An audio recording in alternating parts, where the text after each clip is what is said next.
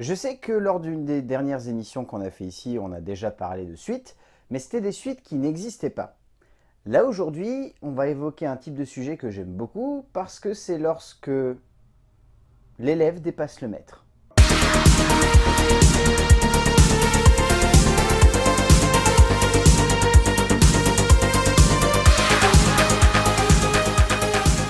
Lorsque l'élève dépasse le maître, lorsqu'une suite qui sur le papier se pose comme étant l'extension d'un premier film arrive à le surpasser pour donner lieu à quelque chose d'encore plus divertissant. C'est une chose devenue très rare aujourd'hui.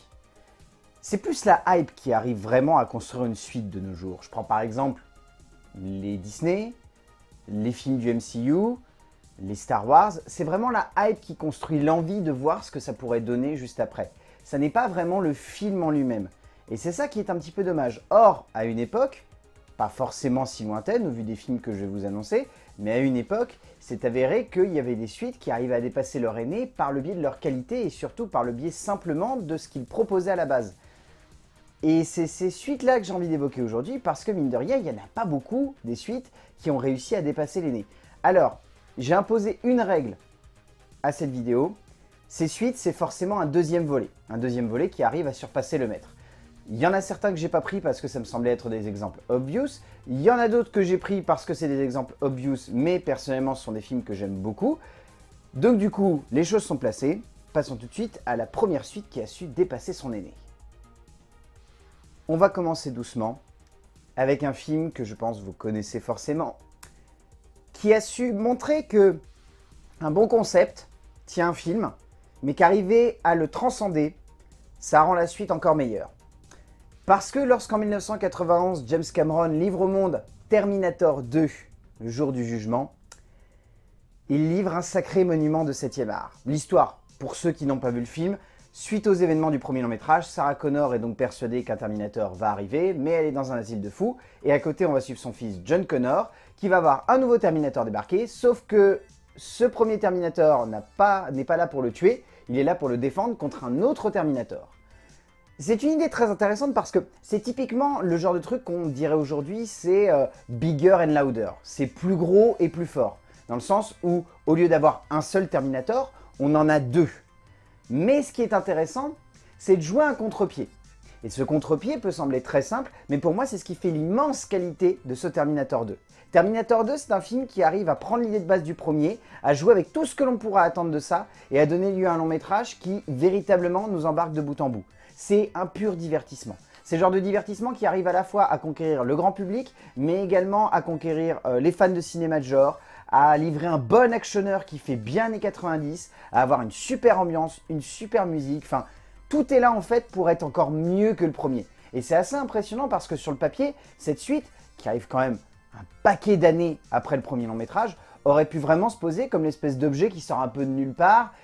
Et la suite de la saga leur a bien démontré, c'est pas parce qu'on pense avoir une bonne idée avec Terminator que ça donne forcément des bons films. Parce que je crois que Terminator 2 est le seul de la saga à avoir réussi à vraiment s'imposer comme un monument du cinéma de science-fiction et un monument d'action. Parce que le premier est devenu un grand film culte et le reste est un peu tombé dans l'oubli. Même les derniers longs métrages qui, pour certains, sont pas si mal que ça, c'est quand même bien tombé dans l'oubli. Mais à l'époque, c'était vraiment un monument, c'est un film d'action extraordinaire, qui arrive vraiment à surpasser tout ce que James Cameron a placé dans le premier. C'est comme s'il s'était dit, le premier c'est mon petit galop d'essai, maintenant dans le deuxième, je mets tout ce que j'aime dans le cinéma, je mets de la thune, je mets des effets spéciaux, je révolutionne tout, et c'est génial, c'est juste génial. Ceux qui n'ont pas vu Terminator 2, allez-y sans réfléchir, c'est exceptionnel à regarder.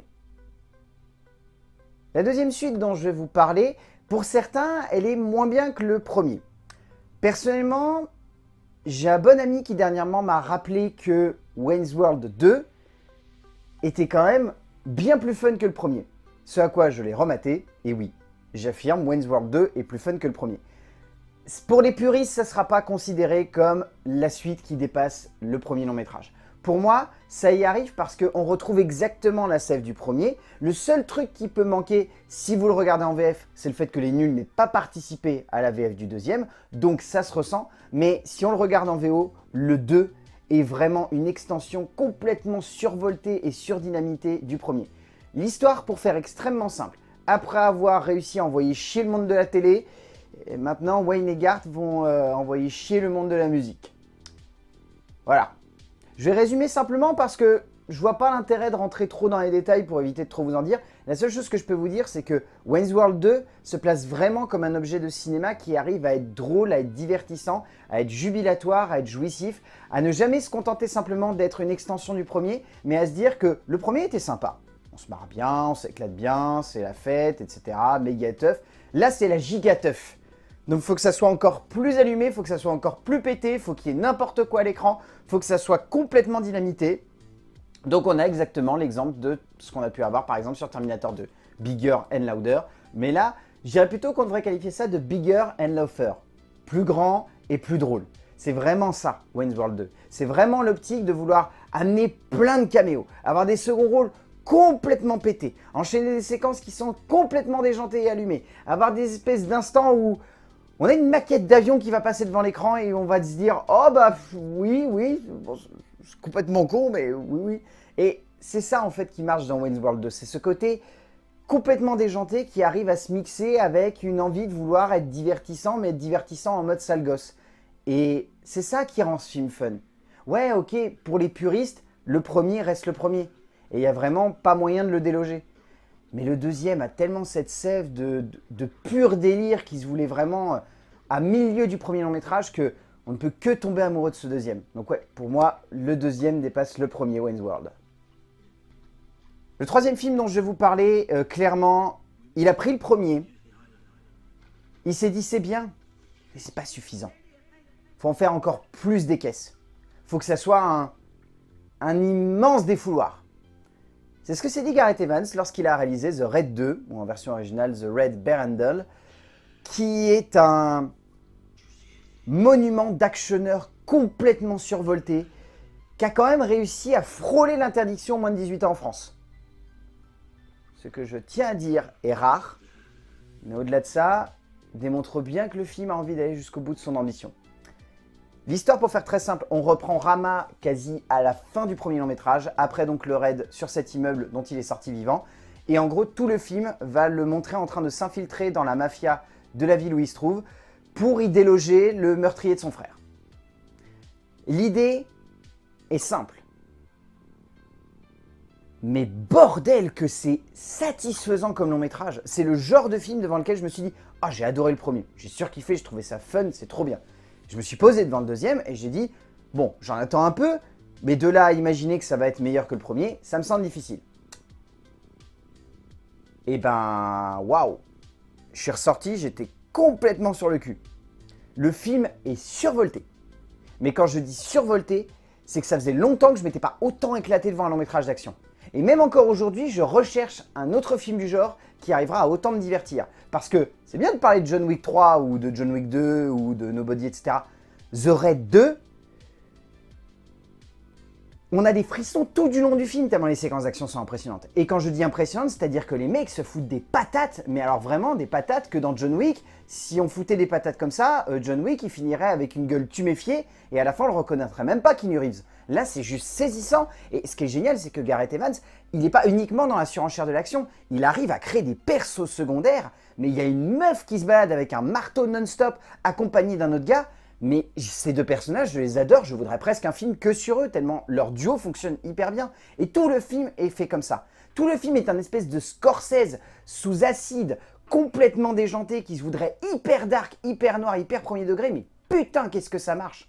Vraiment, The Raid 2, si vous l'avez jamais maté, mais regardez-le, vous allez surkiffer, c'est complètement allumé comme long métrage. Et personnellement, ça tient parmi son centre les meilleures séquences d'action que j'ai vues au cinéma depuis très longtemps. Et je sais qu'il y en a plein qui considèrent que ouais, c'est sympathique, mais de là à dire qu'il y a les meilleures séquences d'action, regardez The Raid 2. Et après, on en reparle. Mais vraiment, à côté, toutes les séquences d'action qu'on peut voir à Hollywood dernièrement, ça ne les égale même pas d'un iota. Je sais pas qu'est-ce qu'il faut aux producteurs pour embaucher Gareth Evans pour réaliser un John Wick, parce que s'il réalise un John Wick, moi je suis le premier à me ruer dans la salle pour le voir. Le quatrième film dont je vais vous parler, bon, là honnêtement j'ai pris un truc que vous connaissez tous, que je pense tout le monde va considérer comme étant largement meilleur que le premier. C'est un classique, un monument du 7e art, l'une des seules suites je crois, même si ce n'est la seule suite de l'histoire du cinéma à avoir reçu l'Oscar du meilleur film, comme son prédécesseur, c'est Le Parrain, partie 2 de Francis Ford Coppola. Et on va faire court dessus parce que je pense que vous vous en doutez, mais voilà, tout le monde est d'accord pour dire que Le Parrain 2 est meilleur que Le Parrain 1, même si sur les sites de notation, Le Parrain 1 est quand même devant. Je pense que unanimement, les gens considèrent que Le Parrain 2 est meilleur que Le Parrain 1. L'histoire, on fait très simple, on va suivre un double parcours parallèle. Michael Corleone d'un côté qui reprend donc la famille Corleone et qui va gérer le business que gérait son père avant. Et à côté, on va suivre la jeunesse de Don Corleone. L'histoire est hyper simple. Mais personnellement, moi je trouve que c'est tout ce qui fait la forme et la force de ce long métrage. C'est cette dualité qui est constamment montrée à l'écran entre le mec qui est parti de rien et qui a tenté de tout avoir et l'homme qui a tout et qui va tout perdre. Et cette démarche, elle est simple, mais il y a tellement ce côté tragique. Il y a vraiment cette forme très proche des tragédies grecques où vraiment on avait ces grands rois qui pouvaient avoir tout ce qu'ils voulaient et qui commettaient une erreur qui allait littéralement faire tomber leur royaume. Et c'est tout ce qui cristallise en fait la puissance du Parrain 2. C'est toute cette forme, cette puissance, cette maestria, cette maîtrise, ces décors, cette musique, ce casting. Il y a tout en fait qui fait du Parrain 2 un grand moment de cinéma. Un moment de cinéma qu'on ne peut pas oublier en sortant de la salle. Une œuvre qui forge une cinéphilie. Pour certains, c'est un film qu'il faut avoir absolument vu. Moi, je considère que c'est un film qu'il faut avoir vu au bon moment. Parce que sinon, Le Parrain 2, on pourrait clairement dire que c'est un film qui est trop long, que c'est un film qui prend trop son temps, que c'est un film qui est trop majestueux et qui du coup en devient presque ennuyeux. Et honnêtement, je pourrais comprendre. Mais lorsqu'on le regarde au bon moment, Le Parrain 2, on voit une œuvre qui nous fait regarder le cinéma différemment. Et je pense que c'est ça qu'il faut garder en tête du deuxième long métrage de la saga réalisée par Francis Ford Coppola. C'est une œuvre exceptionnelle et c'est clairement un film qui dépasse son aîné. Et pour finir cette petite vidéo, il fallait absolument que je vous cite un film français qui est meilleur que le premier. J'ai hésité, j'ai cherché, mais honnêtement, il y en a un qui m'a sauté aux yeux. Je me suis dit, c'est obligatoire, il faut absolument que je le mette. C'est Astérix et Obélix, Mission Cléopâtre d'Alain Chabat. Parce que je pense qu'on sera tous d'accord pour dire qu'il dépasse largement Astérix et Obélix contre César. Même si personnellement, ça reste une petite Madeleine de Proust que j'aime bien mater régulièrement. Notamment en période de Noël, c'est très bien. L'histoire, bon, elle est très simple, mais je pense que vous la connaissez tous. C'est Astérix et Obélix qui, avec l'aide de Panoramix, vont aller aider Numéro Bis en Égypte pour construire un palais à cette chère Cléopâtre qui est un petit peu remontée. C'est tout ce que les nuls savaient faire d'extraordinaire, cristallisé au sein d'une œuvre de cinéma. C'est terrible, mais c'est un film qui a été un tournant dans la production audiovisuelle française. Si vous regardez, il y a eu un avant et un après Mission Cléopâtre, dans le sens où tous les films qui ont ensuite voulu s'inspirer d'une bande dessinée ou aller dans cette direction-là, ont tous un peu utilisé la même fibre qu'avait réussi à insuffler Alain Chabat à ce long métrage-là. Ce côté très parodique qui arrivait à jouer avec des exemples du cinéma sans pour autant avoir l'impression que ça soit trop anachronique. Et personnellement, moi, c'est ce que j'aime beaucoup dans Mission Cléopâtre. C'est cette sensation que tout est justifié dans l'illogique. C'est cette sensation que tous les gags qui sont amenés au fur et à mesure que le long métrage avance, ils ont une cohérence par rapport à ce qui est posé à la base par Alain Chabat et par ses acteurs. Ça n'est jamais un film qui va en faire trop. C'est toujours un film qui se limite à une petite barrière en se disant « Là, tu vois, ici, c'est l'endroit qu'il ne faut pas dépasser. » Donc une vanne, elle est bien. Mais si tu l'emmènes trop loin, on dépasse et c'est plus drôle. Typiquement, c'est ce qui s'est passé sur les nouvelles aventures d'Aladin. C'est exactement ça qui est arrivé. C'est-à-dire qu'il y a eu une barrière, ils l'ont franchie complètement et ils se sont complètement perdus là-dedans et ça ne marche pas. Or, Mission Cléopâtre arrive toujours à trouver cette fine barrière. Et Chabat, c'est ce qui fait l'essence de son cinéma. C'est ce qui fait la force de Santa et compagnie, sur la piste du Marsupilami. C'est ce qui fait la force de son cinéma et c'est ce qui fait qu'on est amoureux de sa manière avec laquelle il arrive à gérer ce type d'humour. À mettre en scène des séquences complètement surréalistes, genre un docu sur la mangouste lorsque ça devient trop violent, ou des phrases balancées par un personnage autour de Dark Vador. Enfin, c'est que des petits trucs comme ça, mais ça marche tellement bien. Et lorsqu'Astérix balance des trucs genre Alexandrie, oh papillon de ma jeunesse. Hein, qu'est-ce que tu dis? Oh, ça m'a venu comme ça. C'est juste des petits trucs comme ça, mais c'est les petites notes qui font que Mission Cléopâtre, bien au-delà de dépasser son aîné, ça c'est évident, arrive surtout à être une très bonne comédie parodique qui ne se limite pas à un enchaînement de gags, mais à une vraie histoire, avec des vrais personnages et une vraie construction qui nous embarque de bout en bout. Pour moi, c'est ça qui fait l'essence même d'une suite qui dépasse son aîné et surtout d'une suite réussie. Bon et bien voilà, J'espère que vous avez trouvé votre compte de suite dans cette vidéo. N'hésitez pas à me dire également dans les commentaires des suites que vous estimez être bien meilleures que le premier. Si vous arrivez à vous limiter que au deuxième volet qui sont meilleurs que le premier, vous serez des champions. Mais je cautionne si vous me sortez l'épisode 2, 3 ou 4, même si des fois c'est un petit peu rare. Je prends comme exemple la saga Saw où clairement rien n'a jamais réussi à dépasser le premier film. Et d'ici là, je vais vous dire ce que je vous dis à chaque fois à l'habitude à la fin de ces vidéos. Regardez des films parce que c'est bien de regarder des films. Et en ce moment, vous pouvez aller regarder au cinéma, donc foncez-y. Et on se retrouvera ici pour parler de films et de cinéma, bien évidemment. A plus!